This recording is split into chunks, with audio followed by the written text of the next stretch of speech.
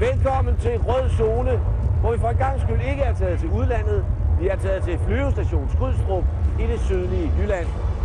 Flyvestationen er hjemsted for de danske F-16-fly og den daglige arbejdsplads for hovedpersonen i aftens program, den danske testpilot Kasper Nielsen med flyvernavnet Pelt.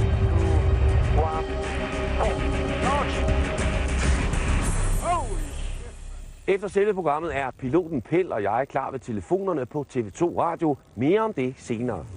Men først skal vi møde Pell. Han er 38 år, født i Esbjerg, uddannet på en af verdens mest avancerede skoler for testpiloter i USA.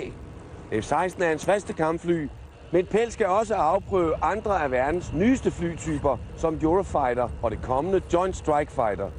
På trods af moderne teknologi, computer og en lang uddannelse, så er livet som testpilot ikke ufarligt.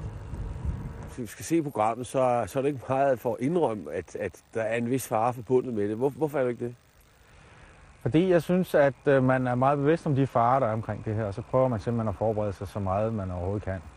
Og det er da klart, det er i en eller anden grad farligere, når jeg sidder og være revisor på et kontor, men når vi ser på statistikken, så er det trods alt ikke så tit, det går galt.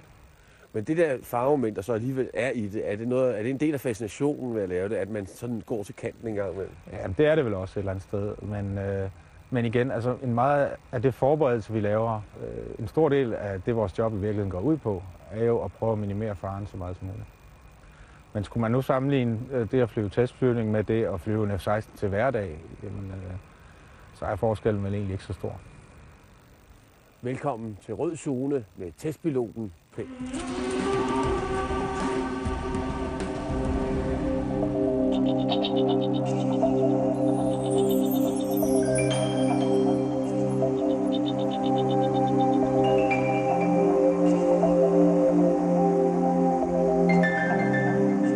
Lige så lang tid tilbage, jeg kan huske, har jeg ville være pilot, og jeg har aldrig ville være andet. Og det har været en stor del af mit liv de sidste næsten 20 år. Ikke?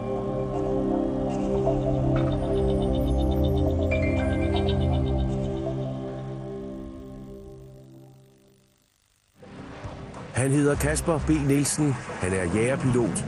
Hans flyvernavn er Pell. For 6 år siden sluttede han uddannelsen som testpilot på en pilotskole i Californien. Han blev årets bedste elev. Som testpilot afprøver han den nyeste teknik og de nyeste våben i flyvevåbnet. Og han affyrer nye missiler for verdens største missilproducent.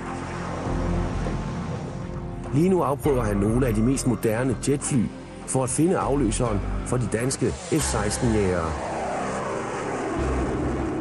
Selvom man kan nå langt med beregninger og computersimulation og vindtunnel og alt muligt andet, så er der altså stadig, når man går ud og tester et fly, en vis procentdel, man ikke helt ved endnu.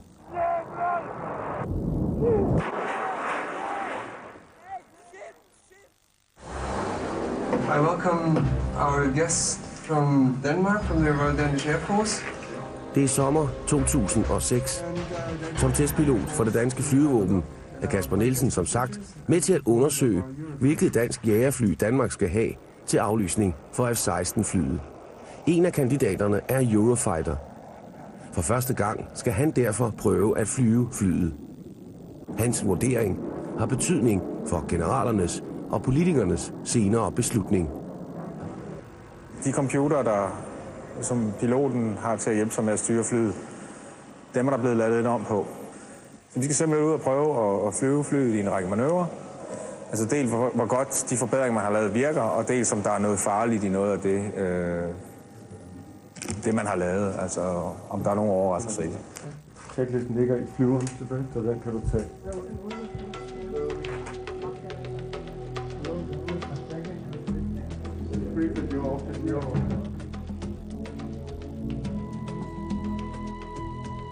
National Test Pilot School i Californien uddanner testpiloter og flyingeniører. På 1,5 år fløj Pell 40 forskellige flytyper. Ved at bringe flyene ud i ekstreme situationer, farlige spin og styrt, lærte han at klare sig ud af kritiske situationer. Hjemme på hylden i Esbjerg vidner The John Bishop Outstanding Test Pilot Graduate Award om, at Kasper Nielsen blev årets bedste testpilot. Det er jo nok fordi, at han sætter en stor ære i det, han laver, og han går 100% ind for det, ikke? Og han gør det hele hjertet. Det år derovre er helt fantastisk. Man er sammen med nogle meget kompetente mennesker inden for flyvning. Ikke mindst dem, der er instruktører på skolen. Hvor nogle af dem jo simpelthen har nærmest er legender inden for feltet. Jeg synes, der var noget fedt ved at prøve at flyve de gamle danske Draken. Altså, fordi det fly har nogle meget uheldige egenskaber. Okay, I got 134 after 6, going over 100 degrees. Noget af det, vi lavede på de gamle danske Drakenfly, er noget, der hedder et superstall. En meget en manøvre, hvor flyet faktisk falder ligesom en sten. Og lige netop på Draken sker det på en meget voldsom måde, på grund af den måde, vingen er konstrueret på. Og det at komme ud af det er også noget, som virkelig kræver koncentration. Så mens man falder som en klaver, så skal man sidde og prøve at være meget koncentreret. Det var i sig selv både skræmmende, men også en stor oplevelse. Okay, let's just go totally full forward. Yeah. Okay, just hold it.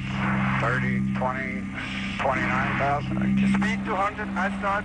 Okay, good. Bagger 9's recovered. Yes. Man er jo den omgangskreds, ikke, med testpiloter, og der har jo været sammen med nogen og mødt nogen og lært nogen at kende, som så også gået bort på den konto, ikke? At det er gået galt, ikke?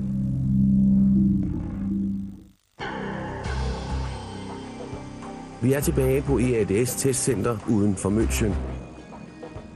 EADS har ansat en anden dansk testpilot, Chris Warming. Han indtager forsædet som tilskuer og vejleder. Det er Kasper Nielsen, der skal styre og flyve turen fra bagsædet. Hvis noget går galt, kan Chris Warming overtage styringen.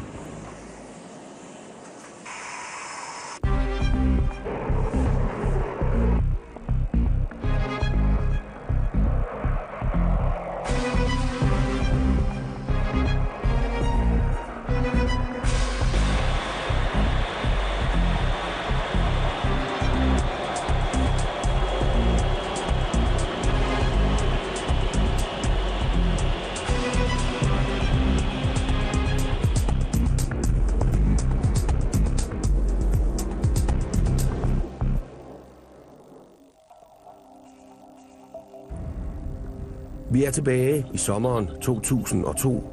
Pell får en testpilots drømmeopgave. En af verdens største våbenproducenter, Raytheon, har engageret dansk flyvevåben til at afprøve et helt nyt missil, fly kan bruge til at skyde andre fly ned med. Et såkaldt AMRAAM. Kasper Nielsen skal som den allerførste pilot affyre missilet, og vel at mærke fra et dansk F-16-fly. Stedet er Witzel i det nordligste Sverige, et øde testareal på 300 x 300 kilometer. Selve testmissilet er placeret på venstre vinge af den danske F-16-jager. Fra denne station på jorden følger 100 teknikere med. Millioner af data skal indsamles i de sekunder, der går fra missilet affyres, til det forhåbentlig rammer et førerløst fly. Hele testen koster 25 millioner kroner, så det er et stort ansvar, der ligger på Kasper Nielsens skuldre. Det er klart, at man har lidt sommerfugl i maven, når der er så meget på spil, men når man sidder i situationen, så er man meget koncentreret og koncentrerer sig om det, man skal. For Raytheon står der rigtig meget på spil. Det er ligesom at skulle til en eksamen for dem. Det er første gang, de ser det, de har arbejdet på i mange år, om det fungerer eller ikke gør. Right to. Clear to fire. Copy, clear to fire. Og så foregår det simpelthen ved, at der er en nedtælling fra 10 og ned, og når der bliver sagt 0, så bliver missilet skudt af. 2, 1, 4. Launch! Holy shit, man. Target is killed. Yes. Copy, target killed. Det missilet så går, så er det en fantastisk fornemmelse. Og ikke mindst, når man så får at vide over radioen, at man rent faktisk har ramt, og det hele lykkes, som det skulle.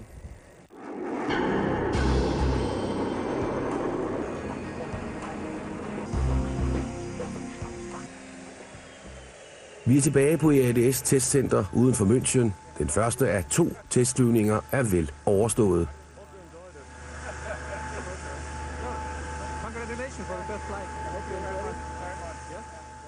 Det var sgu fedt. Alt gik som det skulle.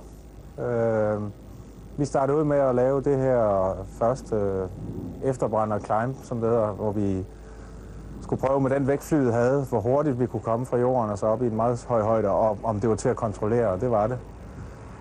Så på under 60 sekunder gik vi fra at stå stille til at være i næsten 40.000 fod, altså langt over 10 km højde. Så det var jo noget af en prøvelse. Og så prøvede vi alt det flyet ellers kunne, og det flyver fantastisk flyet. Relativt let at flyve ved alle hastigheder, og let at lande, og hele vejen rundt. En fantastisk oplevelse, og det var fedt at prøve.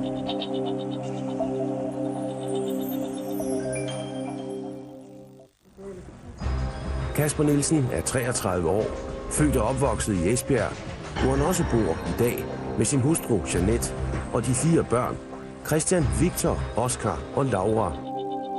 Flyvning er en stor del af Kasper Nielsens liv, også når han er hjemme sammen med familien i Esbjerg.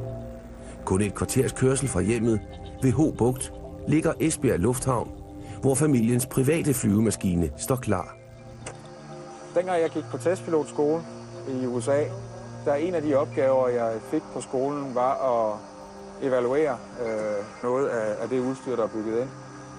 Og jeg tænkte dengang, at hvis nogensinde, jeg synes, der er så meget nytænkning i det her lille fly, så jeg tænkte, at hvis jeg nogensinde skulle have mit eget lille fly, så skulle det være sådan en. Helt om i bagagen.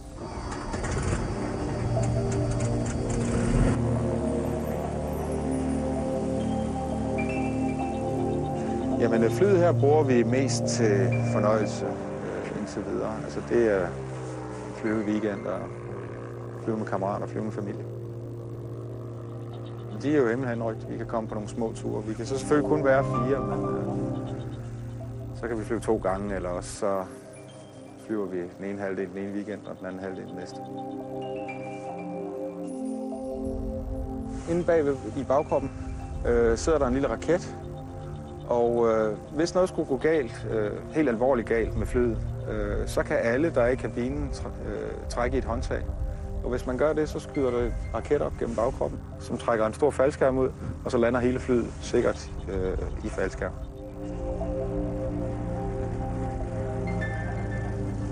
Det var faktisk sådan, at dengang de testede selve flyet her, der havde man 3 testfly, man testede med.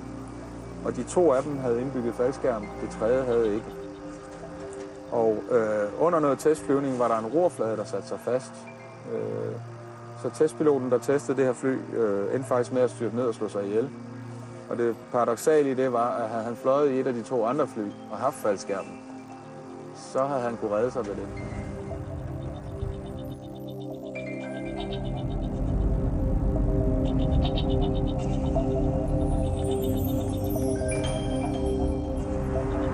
Vi er på Lockheed Boulevard, Fort Worth, Texas.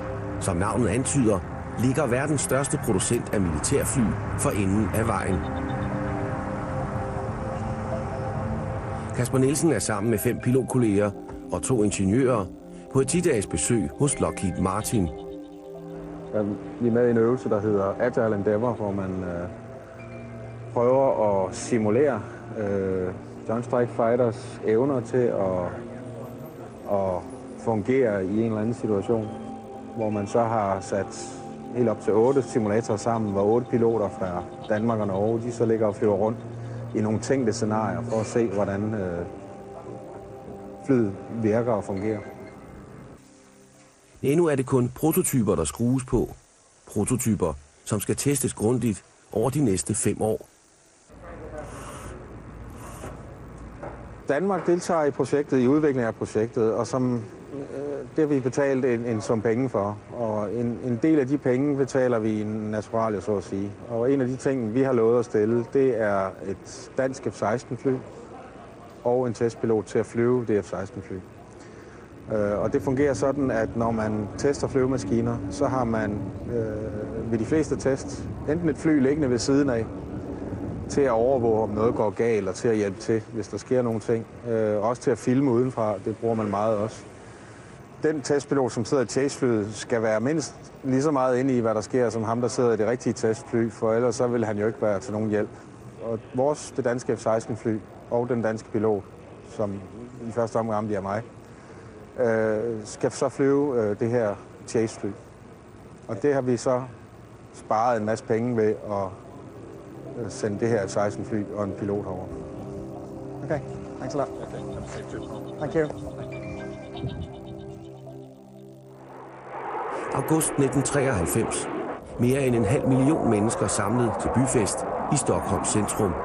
Det svenske flyvevåben viser stolt det nyeste svensk udviklede jagerfly Gripen frem.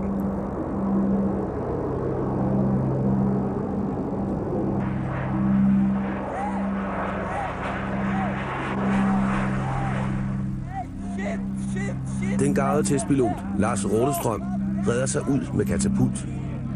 Det er et under, at ingen kommer til skade, da Gripen styrter ned.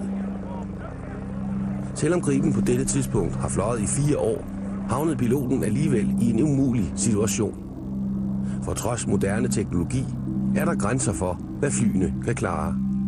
De input, piloten giver til flyet, altså de styre-input, han giver via styrepinden og andre ting, de går igennem en computer først. Og computeren, den skal så stille roerne, og det gør den mange gange i sekundet, for at få flyet til at følge det, piloten gerne vil have det til. Og det er faktisk sådan, at man ofte kan teste et fly i meget lang tid, og egentlig finde ud af, at det flyver fint, og der ikke er for stor forsinkelse til,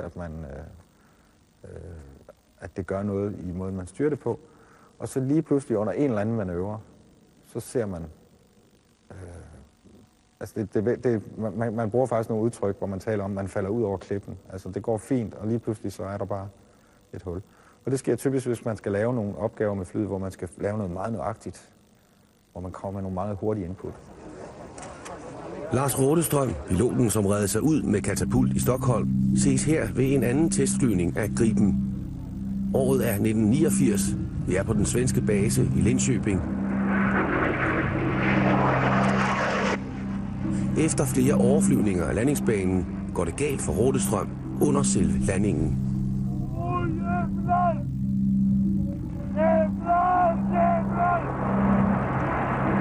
Trods det voldsomme styrt bliver testpiloten siddende i cockpittet, og få minutter efter disse billeder er optaget, forlader han flyet med en brækket arm. Det er ikke unormalt, at man kommer ud for det der. Nu var det en Gripen, I viste der. I kunne lige så godt have vist en rumfærgen. Havde de samme problemer, da man startede første gang. Man fløj den fint, svævede ned mange gange. Lige indtil en dag, hvor man skulle prøve at lande meget præcist på et lige bestemt mærke.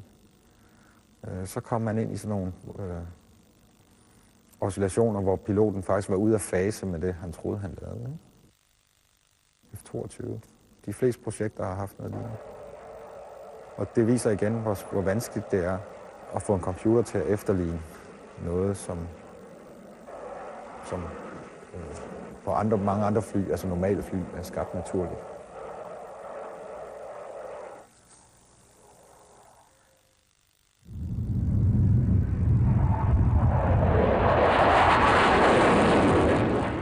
Udover Eurofighteren og Joint Strike Fighter er det svenske Gripenfly også kandidat til at erstatte de danske F-16-fly. Når du kommer dit, Derfor besøger et dansk team den svenske base i Linköping for at danne sig et indtryk af jagerflyet. Kasper gennemfører en testflyvning for at kunne give sin vurdering. Jamen, jeg forventer da, at det for det første bliver imponerende, og det er jo altid spændende at prøve at flyve et fly, man ikke har prøvet før. Jamen, først og fremmest vil jeg kigge lidt på, hvordan flyet flyver. Altså, hvordan er det at styre flyet i alle de situationer, man skal ud. Man skal jo starte og lande og flyve flyet rundt. Og vi skal også prøve at flyve ved siden af et andet fly, altså i formation.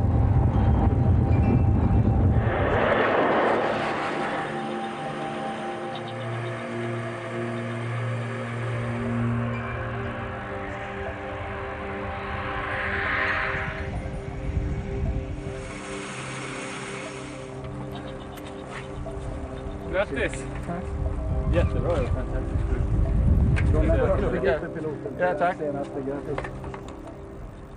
Nej, det har fungerat jättebra. Vi trodde aldrig ni skulle komma ner. Nej, de flyger så bra de här danska killarna som man skulle kunna tro de utbildade i Sverige. Ja, det är fantastiskt bra. Jag tror han hade svårigheter att landa. Nej. Vi tyckte det var så kul så vi kör lite till. Nej, fantastiskt bra gjort. Ja, det var helt fantastisk. Det er et fantastisk fly. Flyver meget, meget godt. Mange ting er meget intuitivt og nemmere at anvende, men især det, jeg hæfter mig ved, det er flyveegenskaberne. Det flyver helt fantastisk. Det er en pilotstrøm.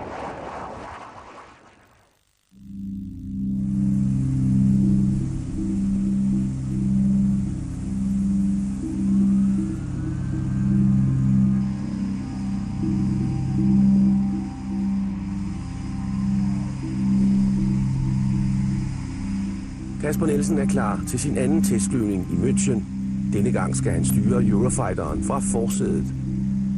Med 8 missiler vejer hans fly betydeligt mere end det fly, han skal flyve formation med. Men selvom vingespidserne er få meter fra hinanden i luften, betyder vægtforskellen dog ikke meget. De 2 motorer yder enorm kraft, faktisk dobbelt så meget som et stort passagerfly, og det kan sagtens kompensere for vægtforskellene sammen med det komplicerede flykontrolsystem.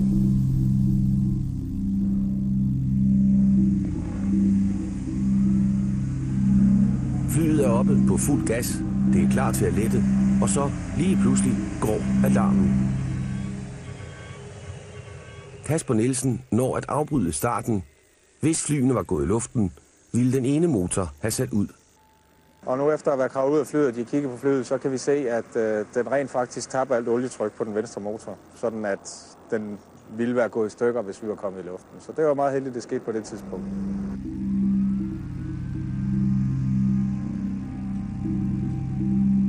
Det var uheldigt, og det er første gang, det nogensinde sker på deres testfly. Så det er ikke noget, der sker ofte. Men nu skete det på jorden, og var vi kommet i luften, jamen, så havde det ikke været et større problem, vi kunne have landet med. Det mener du ikke? Nej. Det er der nogen, der har en anden mening om. Jamen. Er det dig, der bagatelliserer det lidt? Nej, det synes jeg egentlig ikke. Nej, det synes jeg ikke. Altså, jeg kan komme på ting, der kunne have været værre. Altså. Har du været ude for noget, der var værre? Nu skal jeg ikke tænke mig. Det ved jeg sgu ikke, har jeg det. Det er jo æbler og bananer, man prøver at veje, ikke? Altså, hvad er slemt, hvad er ikke? Jeg tror nok, de fleste, der flyver jagerfly, også ikke-testpiloter, en gang imellem er udsat for noget, hvor man sagde, hold op, det var sgu da tæt på. Det viste sig, at uheldet med den ene motor på Eurofighteren skyldtes fejl på en metalpakning i brændstoftilførselen. 2 dage efter uheldet var friske motorer testet og sat i flyet, og Kasper Nielsen kunne afslutte sin testflyvning af Eurofighter.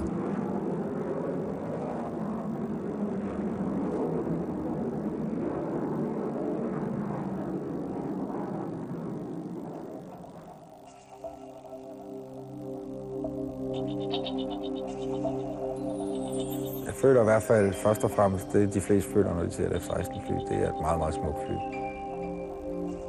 Jeg kender ikke nogen fly, der har så smukke linjer som en F-16. Så rent aerodynamisk er F-16 et vidunder. Det er der ingen tvivl om.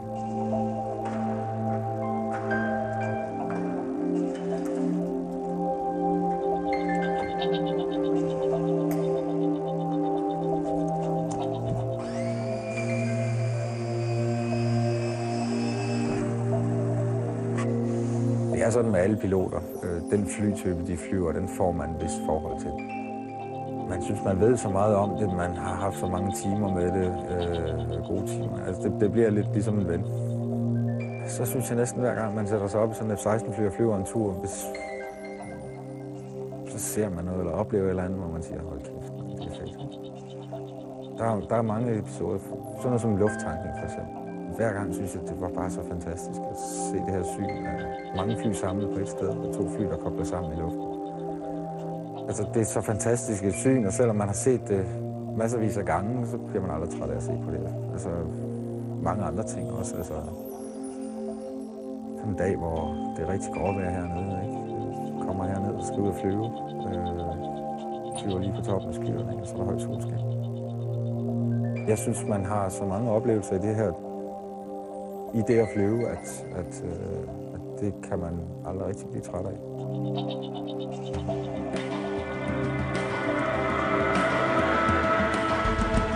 Som jeg ser i programmet, så er der meget stor glæde over, at det lykkes at testaffyre det her missil.